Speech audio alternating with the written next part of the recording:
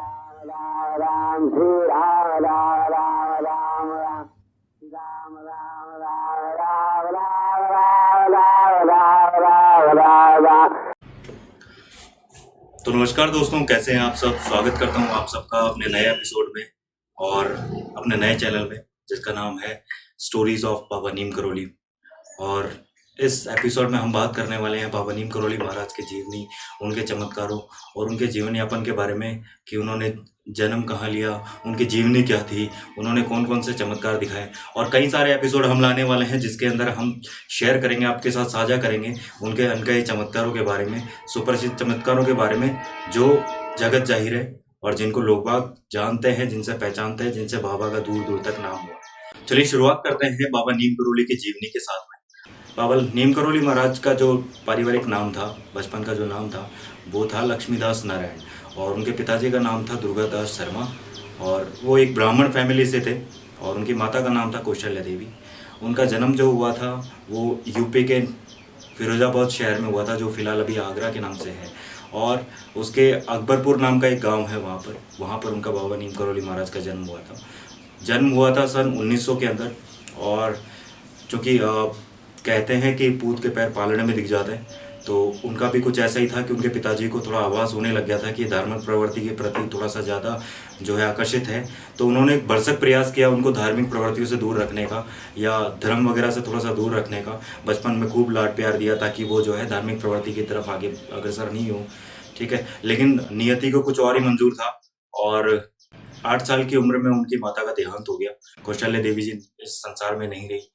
तो माता के देहांत के बाद में बाबा नीम करोली महाराज जो हैं वो धार्मिक प्रवृत्तियों के प्रति थोड़ा सा और ज्यादा आकर्षित हो गए। बचपन का एक किस्से की बात करें तो बाबा नीम करोली महाराज के बचपन का एक किस्सा बहुत फेमस है। एक बार उन्होंने अपने पिताजी से कहा कि पिताजी, अपने जो घर का सामान है, जो कीमती जेवरात वगैरह है, वो आप कहीं पे जो है आप छोड़ दीजिए, क्योंकि आज अपने घर पे जो है डाका पड़ने वाला है, आज डाकू आने वाले हैं।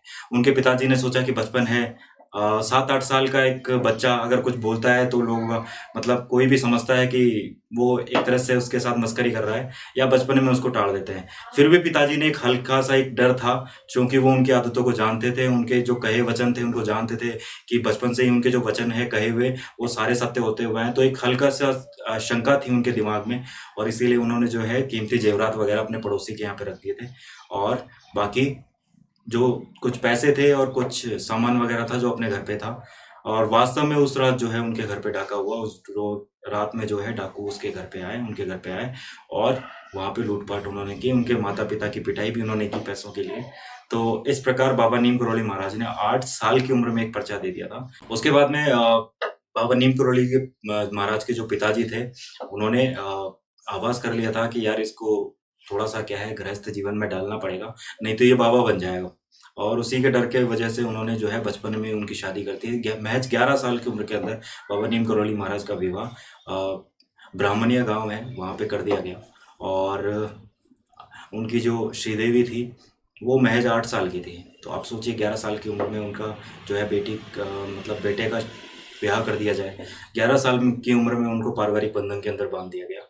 मात्र 2 साल वो रुके। 13 साल की उम्र में उन्होंने जो है अपना घर त्याग कर दिया और चले गए आगे तपस्या के लिए और धर्म की खोज के लिए। क्योंकि आगे नीम करोली महाराज को कई सारे काम करने थे, कई सारे मतलब, क्योंकि जो नियति में लिखा होता है वह तय होता है।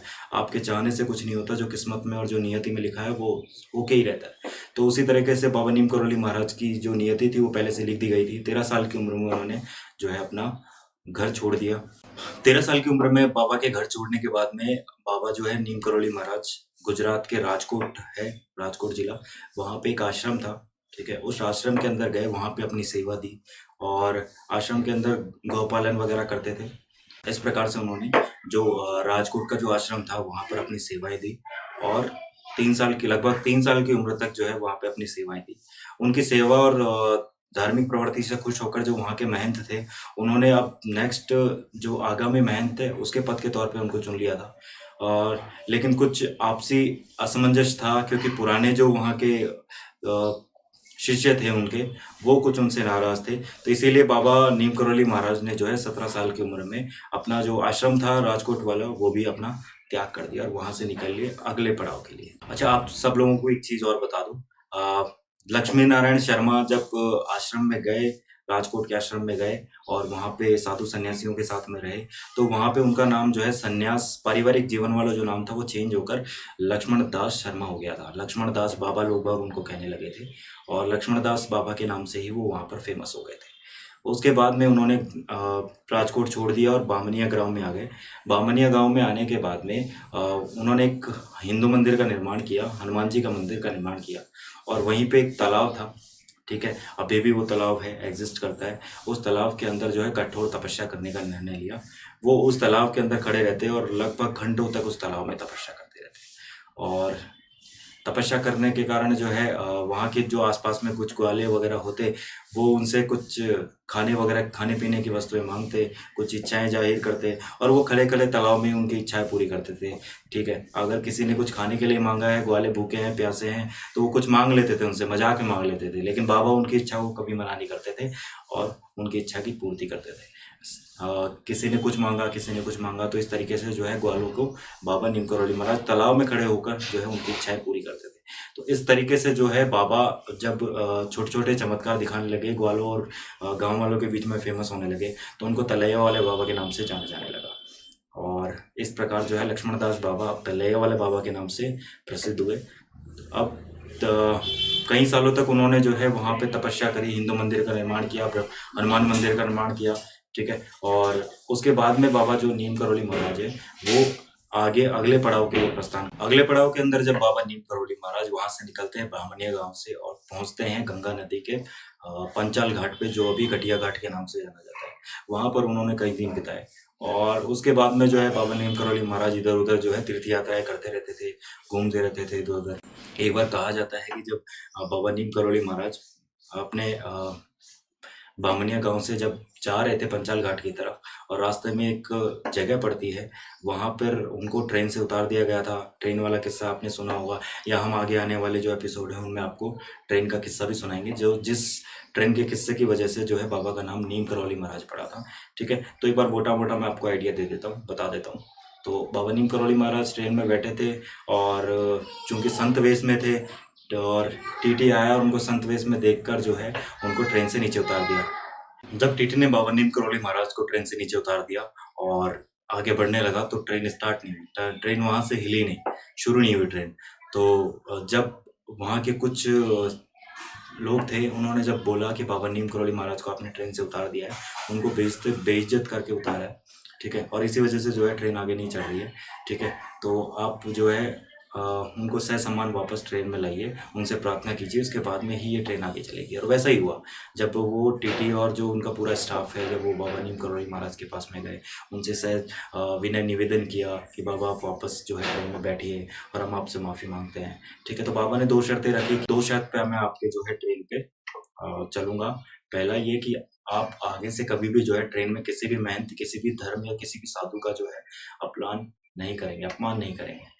और दूसरा जो शर्त थी बाबा की वो ये थी कि नीम करौली जो जगह है वहाँ पे आप एक आश्रम बना देंगे, वहाँ पे एक स्टेशन, रेलवे स्टेशन बना देंगे। और वैसा ही हुआ। आज नीम करौली की जगह पे जो है एक स्टेशन है, रेलवे स्टेशन है और इस रेलवे स्टेशन के नियर में ही, पास में ही जो है नीम करौली बाबा का फेमस आश्रम है। इस प्रकार जो है बाबा नीम करौली महाराज का नाम परिवर्तन होता रहा।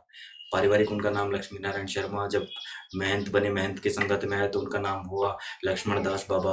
और उसके बाद में जब वो तालाब के अंदर तपस्या करने लगे, तलैया के अंदर तपस्या करने लगे, तो उनका नाम पड़ा तलैया वाले बाबा। और जब नीम करौली वाली जो घटना हुई और जो चमत्कार हुआ, उसके बाद में उनका नाम पड़ा बाबा नीम करौली महाराज। जय हो बाबा नीम करौली महाराज की जय। तो आज के लिए दोस्तों इतना ही, मिलते हैं अगले एपिसोड के अंदर और शेयर करेंगे बाबा नीम करौली महाराज से जुड़े हुए चमत्कार, किस्से और उनके जीवनी के बारे में। धन्यवाद।